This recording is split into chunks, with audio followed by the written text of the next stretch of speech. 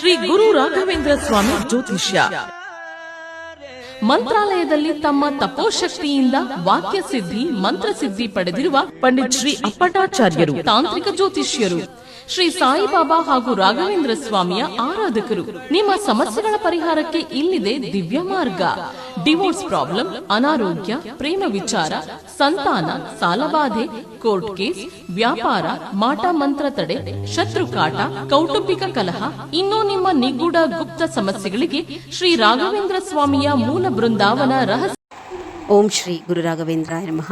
ಎಲ್ರಿಗೂ ನಮಸ್ಕಾರ. ಇವತ್ತಿನ ವಿಡಿಯೋನಲ್ಲಿ 5ನೇ ತಾರೀಕು ಗುರುವಾರ, ಅವತ್ತಿನ ದಿವಸದ ನಿಮ್ಮ ಪೂಜೆಯ ಸಂಪೂರ್ಣವಾದಂತಹ ಮಾಹಿತಿ ಈ ವಿಡಿಯೋನಲ್ಲಿ ನಿಮಗೆ ಸಿಗುತ್ತೆ. ಅವತ್ತಿನ ದಿವಸ ರಾಯರ ಯಾವುದೇ ವ್ರತಗಳನ್ನು ಪ್ರಾರಂಭ ಮಾಡುವಂತಹವರು ಮಾಡ್ಕೋಬಹುದು. ಏಕೆಂತಂದರೆ ವಿಶೇಷವಾಗಿ ಶುಭವಾಗಿ ಈ ಗುರುವಾರ ಬಂದಿರುವಂತಹದ್ದು. ರಾಯರ ವರ್ಧಂತಿಯ ದಿವಸ ಈ ಚಾನಲ್ನಲ್ಲಿ ಹೇಳಿಕೊಟ್ಟ ಹಾಗೆ ಕಳಸವನ್ನು ಹೂಡಿ ಯಾರೆಲ್ಲ ಪೂಜೆ ಮಾಡಿ ಆ ನೀರನ್ನು ಸಂಗ್ರಹ ಮಾಡಿಟ್ಕೊಂಡಿದ್ರಿ ಅಲ್ವಾ, ಗುರುವಾರ ಪೂಜೆ ಮಾಡೋದಕ್ಕಿಂತ ಮೊದಲು ಮನೆಯಲ್ಲಿ ನೆಲ ಒರೆಸ್ತಿರಲ್ವಾ, ಆ ನೆಲ ಒರೆಸುವಂತಹ ನೀರಿಗೆ ಸ್ವಲ್ಪ ಆ ವಾಟರ್ ಕ್ಯಾನ್ನಲ್ಲಿ ಏನು ನೀವು ನೀರನ್ನು ಸಂಗ್ರಹ ಮಾಡಿಟ್ಕೊಂಡಿದ್ದೀರಾ ಅದನ್ನು ಹಾಕ್ಕೊಂಡು ನೆಲವನ್ನು ಒರೆಸಿ, ಮತ್ತು ಪೂಜೆ ಎಲ್ಲ ಆದಮೇಲೆ ಎಲ್ಲರೂ ಕೂಡ ಫ್ಯಾಮಿಲಿ ಮೆಂಬರ್ಸು ತಲೆಯ ಮೇಲೆ ಆ ನೀರನ್ನು ಪ್ರೋಕ್ಷಣೆ ಮಾಡ್ಕೊಳ್ಳಿ. ಜೊತೆಯಲ್ಲಿ ಪೂಜೆ ಎಲ್ಲ ಮುಗಿದ ಮೇಲೆ ಮನೆಯ ಎಲ್ಲ ಮೂಲೆಗಳಿಗೂ ಕೂಡ ಒಂದು ಗ್ಲಾಸ್ಗೆ ಹಾಕ್ಕೊಳ್ಳಿ. ಒಂದು ಸಣ್ಣ ಗ್ಲಾಸ್ಗೆ ಹಾಕ್ಕೊಂಡು ಒಂದು ಹೂ ತಗೊಂಡು ಪ್ರೋಕ್ಷಣೆ ಮಾಡಿ. ಏಕೆಂದರೆ ಮನೆಯಲ್ಲಿ ಏನೇ ನೆಗೆಟಿವ್ ಎನರ್ಜಿ ಇದ್ದರೂ ಕೂಡ ಯಾವ ಮೂಲೆಯಲ್ಲೂ ಕೂಡ ಆ ನೆಗೆಟಿವ್ ಎನರ್ಜಿ ಅನ್ನುವಂತಹದ್ದು ಉಳಿಯೋಲ್ಲ, ಅಷ್ಟು ಶಕ್ತಿ ಇರುತ್ತೆ. ಇನ್ನು ನೆಕ್ಸ್ಟು ಯಾರಿಗೆಲ್ಲ ನೋಡಿ ದೀಪಗಳು ಏನಾಗಿತ್ತು, ಕಪ್ಪಾಗಿತ್ತು, ಒಂದಷ್ಟು ಜನಕ್ಕೆ ಮಣ್ಣಿನ ದೀಪಗಳು ಕಪ್ಪಾಗುವಂತಹದ್ದು, ರಾಯರಿಂದ ನಿರಂತರವಾಗಿ ಎಡಗಡೆ ಹೂಪ್ರಸಾದ ಆಗುವಂತಹದ್ದು. ಮತ್ತು ನೀ ವರ್ಧಂತಿ ಪೂಜೆ ಆದಮೇಲೆ ಮನೆಯಲ್ಲಿ ಯಾರಾದರೂ ಹುಷಾರು ತಪ್ಪಿದರೆ ಅಥವಾ ಮೊದಲಿಗಿಂತ ತುಂಬ ನಮ್ಮ ಮನೆಯಲ್ಲಿ ವರ್ಧಂತಿ ಪೂಜೆ ಆದಮೇಲೆ ಸಮಸ್ಯೆಗಳು ಜಾಸ್ತಿ ಆಯ್ತಪ್ಪ ಅಂತೇಳಿ ಅನಿಸಿದರೆ ಈ ವಿಡಿಯೋ ನೆಕ್ಸ್ಟು 7 ಗುರುವಾರ ಮಾಡುವಂತಹದ್ದು ವ್ರತವನ್ನು ಹಾಕ್ತೀನಿ. ಆ ವಿಡಿಯೋವನ್ನು ತಪ್ಪದೆ ಮಾಡಿ. ಈಗ ಆಲ್ರೆಡಿ ಒಂದಷ್ಟು ಜನಕ್ಕೆ ನೀವೇನು ವರ್ಧಂತಿ ಪೂಜೆ ಮಾಡಿದ್ರೆ ಅವರಿಗೆ ಫಲಗಳು ಹೋಗಿದೆ ಒಂದಷ್ಟು ಜನಕ್ಕೆ. ಇನ್ನು ಯಾರಿಗೆಲ್ಲ ಫಲಗಳು ಸಿಕ್ಕಿಲ್ಲ ದಯಮಾಡಿ ತಾಳ್ಮೆಯಿಂದ ಇರಿ. 3 ತಿಂಗಳ ತನಕ ಕಾಲಾವಕಾಶ ಇರುತ್ತೆ ನಿಮ್ಮ ಸಂಕಲ್ಪಗಳು ಈಡೇರೋದಕ್ಕೆ. ಇನ್ನು ಈ ಗುರುವಾರದ ಪೂಜೆ ಯಾವ ರೀತಿ ಅಂತ ಹೇಳಿ ಬಂದಾಗ, ಬುಧವಾರ ಸಾಯಂಕಾಲನೇ ನೀವು ದೇವರ ಮನೆಯ ಎಲ್ಲ ಪಾತ್ರೆಗಳನ್ನು ಕ್ಲೀನ್ ಮಾಡಿಟ್ಕೋಬೇಕಾಗತ್ತೆ. ಅಂದರೆ ಯಾಕೆಂದರೆ ಮಂಗಳವಾರ ಎಲ್ರಿಗೂ ಗೊತ್ತಿರೋ ಹಾಗೆ ಗ್ರಹಣ ನಡೀತು. ಬುಧವಾರ ಬೆಳಗ್ಗೆನೇ ತೊಳಿಬೇಡಿ ಪಾತ್ರೆಗಳನ್ನ, ಕಳಸವನ್ನು ಕೂಡ ಹೂಡಬೇಡಿ ಹೊಸದಾಗಿ ಅಂತ ಹೇಳಿದ್ದೆ. ಏಕೆಂದರೆ ಅರಿಯೋದಿಲ್ಲ ಅದು ಬುಧವಾರ ಬೆಳಗ್ಗೆ ಅಷ್ಟೊತ್ತಿಗೆ ಗ್ರಹಣದ ಸೂತಕ ಈ ಬಾರಿ ಅಂತ ಹೇಳಿ ಹೇಳ್ತಾರೆ. ಗುರುವಾರನ ನಾವು ವಾರ ಮಾಡಿಕೊಂಡ್ರೆ ಒಳ್ಳೆಯದು. ಬುಧವಾರ ಸಾಯಂಕಾಲ ದೇವರ ಸಾಮಗ್ರಿ ಎಲ್ಲ ತೊಳ್ಕೊಂಡು ದೇವರ ಮನೆಯಲ್ಲಿರುವಂತಹ ಪ್ರತಿ ಫೋಟೋವನ್ನು ಮತ್ತು ಪ್ರತಿ ವಿಗ್ರಹವನ್ನು ಸ್ವಚ್ಛ ಮಾಡ್ಕೋಬೇಕು. ಎಲ್ಲ ದೇವ್ರ ಫೋಟೋಗಳನ್ನ ಒರೆಸ್ಕೊಂಡು ಬುಧವಾರ ಸಾಯಂಕಾಲ ನೀವು ಅರಿಶಿನ ಕುಂಕುಮ ಇಟ್ಕೊಂಡು ಬಿಟ್ಕೋಬಹುದು. ರಾಯರ ಫೋಟೋಗೆ ಹಿಂದಿನ ದಿವಸ ಇಡಬೇಡಿ. ಏನೇ ಇದ್ದರೂ ನೀವು ಗುರುವಾರ ಬೆಳಗ್ಗೆ ಇಡಬೇಕಾಗತ್ತೆ. ಇನ್ನು ರಾಯರಿಗೆ ಗಂಧವನ್ನು ಹಚ್ಚುವಂತಹದ್ದನ್ನು ಮಾಡಿ, ಇಲ್ಲ ಗೋಪಿ ಚಂದನವನ್ನು ಹಚ್ಚುವಂತಹದ್ದನ್ನು ಮಾಡಿ.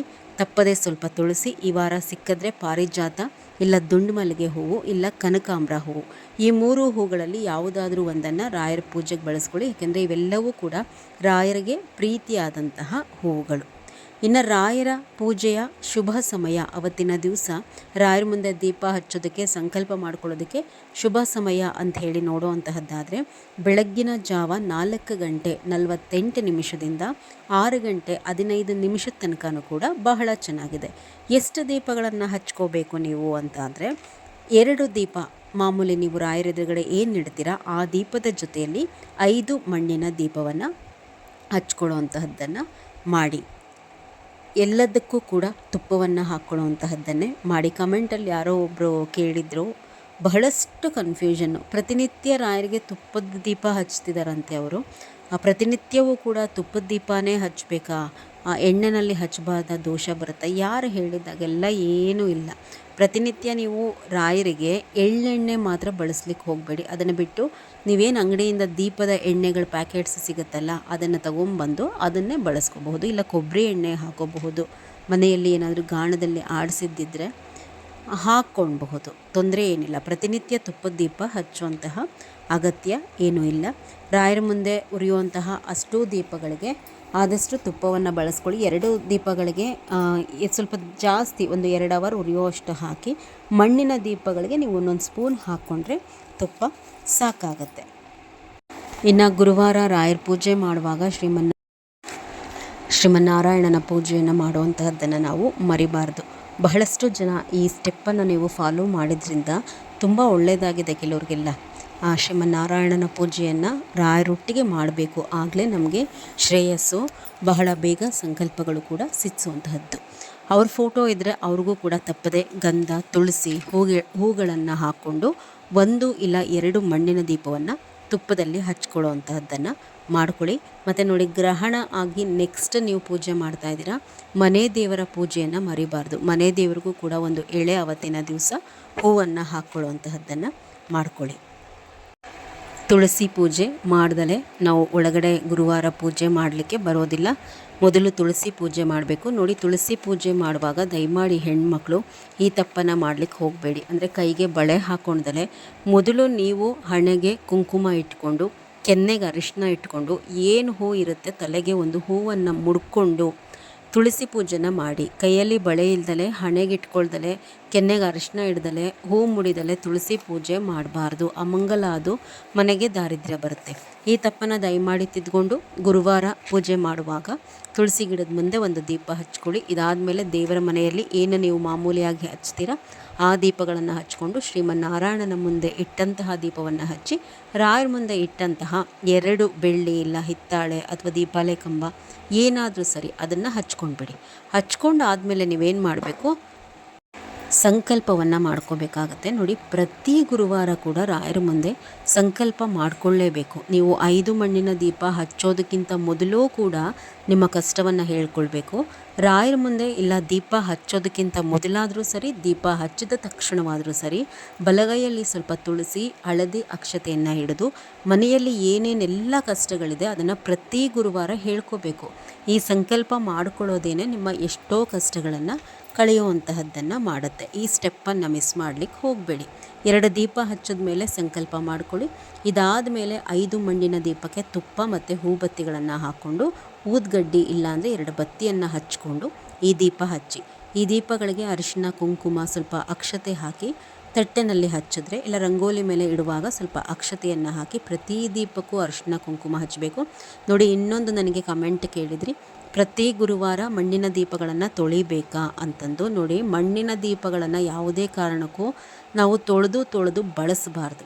ರಾಯರ ಮುಂದೆ ಇದೇನು 5 ಮಣ್ಣಿನ ದೀಪ ಹಚ್ತೀವಲ್ವಾ, ಒಂದು 4 ವಾರ 5 ವಾರ ಆಗ್ತಿದ್ದಂಗೆ ಅದನ್ನು ಗಿಡದ ಬುಡಕ್ಕೆ ಹಾಕ್ಬಿಡಿ. ಹೊಸ ದೀಪ ತೊಗೊಂಡು ಬನ್ನಿ. 10 ರೂಪಾಯಿಗೆ 4 ದೀಪ 5 ದೀಪ ಕೊಡ್ತಾರೆ. ಏಕೆಂದರೆ ರಾಯರ ಮುಂದೆ ನಾವು ಇದನ್ನು ಹಚ್ಚಿದಾಗ ನಮ್ಮ ಮನೆಯ ಎಷ್ಟೋ ನೆಗೆಟಿವ್ ಎನರ್ಜಿಯನ್ನು ಈ ದೀಪಗಳು ಎಳ್ಕೊಂಡಿರುತ್ತೆ. ನಾವು ತೊಳೆದು ಬಳಸೋದು, ಅದೇ ದೀಪಗಳನ್ನು ನಿರಂತರವಾಗಿ ಬಳಸುವಂತಹದ್ದನ್ನು ಮಾಡಬಾರ್ದು. ಮಣ್ಣಿನ ದೀಪಗಳನ್ನು ನೀರಿನಲ್ಲಿ ತೊಳೆದು ಬಳಸಲಿಕ್ಕೆ ಹೋಗಬೇಡಿ. ಇನ್ನು ಇದಾದ ಮೇಲೆ ಅಂದರೆ 5 ಮಣ್ಣಿನ ದೀಪಾರಾಧನೆ ಆದಮೇಲೆ ಊದ್ಗಡ್ಡಿಯನ್ನು ಹಚ್ಕೊಂಡು ಧೂಪವನ್ನು ತೋರಿಸುವಂತಹದ್ದನ್ನು ಮಾಡಿ. ಇನ್ನು ಸ್ತೋತ್ರ ಸೇವೆ ಅಂತ ಹೇಳಿ ಬಂದಾಗ ಮೊದಲನೇದಾಗಿ ವೆಂಕಟೇಶ್ವರ ಸ್ವಾಮಿಯ ಅಷ್ಟೋತ್ರ, ಅದಾದಮೇಲೆ ರಾಯರ ಅಷ್ಟೋತ್ರ, ಗಾಯತ್ರಿ ಮಂತ್ರ ಹೇಳ್ಕೋಬೇಕು ತಪ್ಪದಲೆ. ಮತ್ತು ನೋಡಿ, ಮಂಗಳವಾರ ಗ್ರಹಣದ ದೋಷ ಇದ್ದಿದ್ದಕ್ಕಾಗಿ ಅವತ್ತು ಪ್ರತಿಯೊಬ್ಬರೂ ಕೂಡ ಚಂದ್ರನ ಸ್ಮರಣೆಯನ್ನು ಮಾಡಬೇಕು. ಓಂ ಚಂದ್ರದೇವಾಯ ನಮಃ ಅಂಥೇಳಿ 3 ರಿಂದ 5 ಬಾರಿ ಹೇಳ್ಕೊಳ್ಳಿ, ಬಹಳ ಒಳ್ಳೆಯದಾಗುತ್ತೆ. ಇದಾದ ನಂತರ ರಾಯರಿಗೆ ಏನಾದರೂ ಹಣ್ಣುಗಳನ್ನು ನೈವೇದ್ಯ ಮಾಡಿ, ಹಾಲು ಬೆಲ್ಲವನ್ನು ಸಮರ್ಪಣೆ ಮಾಡಿ, ಇಲ್ಲ ಸಜ್ಜಿಗೆ ಆದ್ರೂ ಕೂಡ ಮಾಡಿಟ್ಟರು ಕೂಡ ನಡೆಯುತ್ತೆ. ಏನಾದರೂ ಸ್ವಲ್ಪ ಹಣ್ಣನ್ನು ಇಟ್ಬಿಟ್ಟು ಪಂಚಾರತಿಯನ್ನು ಮಾಡಿ ಮಹಾಮಂಗಳಾರತಿ ಮಾಡಿ. ಪಂಚಾರತಿಯನ್ನು ನೈವೇದ್ಯ ಇಡೋದಕ್ಕಿಂತ ಮೊದಲೇ ಮಾಡಬಾರ್ದು. ಇದಾದಮೇಲೆ ಇದು ಅನ್ನುವಂತಹ ಪ್ರೊಸೀಜರ್ ಇದೆ ರಾಯರ ಪೂಜೆನಲ್ಲಿ, ಅದನ್ನು ಫಾಲೋ ಮಾಡ್ಕೊಳ್ಳಿ. ಈಗ ನೋಡಿ, ಸ್ತೋತ್ರ ಸೇವೆ ಆದಮೇಲೆ ನಾವೆಲ್ಲ ಸ್ತೋತ್ರ ಹೇಳಾದಮೇಲೆ 2 ಹೂಬತ್ತಿಗಳನ್ನ ತುಪ್ಪದಲ್ಲಿ ನೆನೆಸಿಟ್ಕೊಂಡಿರಬೇಕು. 2 ಹೂಬತ್ತಿಯಿಂದ ರಾಯರಿಗೊಂದು ಸಾರ್ತಿ ಆರತಿ ಮಾಡುವಂತಹದ್ದು ಸ್ತೋತ್ರ ಸೇವೆ ಆದಮೇಲೆ. ಎಲ್ಲ ಸ್ತೋತ್ರ ಸೇವೆ ಆದಮೇಲೆ ರಾಯರಿಗೆ ಏನೇನು ಇಡ್ತೀರ, ಹಣ್ಣು ನೈವೇದ್ಯ ಇದೆಲ್ಲವನ್ನು ಸಮರ್ಪಣೆ ಮಾಡಾದಮೇಲೆ 5 ಹೂಬತ್ತಿಗಳನ್ನು ನಾವು ಏನು ಬಳಸ್ಕೊಂಡು ರಾಯರಿಗೆ ಆರತಿ ಮಾಡಬೇಕು, ಅದನ್ನು ಪಂಚಾರತಿ ಅನ್ನುವಂತಹದ್ದು. ಮನಸ್ಸಿಗೆ ಬಂದಷ್ಟು ಅಲಂಕಾರಕ್ಕೋಸ್ಕರ ದೀಪ ಹಚ್ಚೋದು, ಮನಸ್ಸಿಗೆ ಬಂದಷ್ಟು ಬತ್ತಿಗಳನ್ನು ರಾಯರ ಮುಂದೆ ಬೆಳಗುವಂತಹದ್ದು, ಇದೆಲ್ಲವೂ ಕೂಡ ಶಾಸ್ತ್ರಕ್ಕೆ ಅಸಮ್ಮತ. ಮನಸ್ಸಿಗೆ ಬಂದಂತೆ ರಾಯರ ಪೂಜೆಯನ್ನು ಮಾಡಬಾರ್ದು. ಕಲ್ತ್ಕೊಳ್ಳಿ. ಈ ವಿಧಾನದಿಂದ ಪೂಜೆ ಮಾಡಿ ಎಷ್ಟೋ ಜನಕ್ಕೆ ಒಳ್ಳೆಯದಾಗಿದೆ. ನೀವು ಕೂಡ ಮಾಡಿ, ಒಳ್ಳೆಯದಾಗತ್ತೆ. ನಮಸ್ಕಾರ.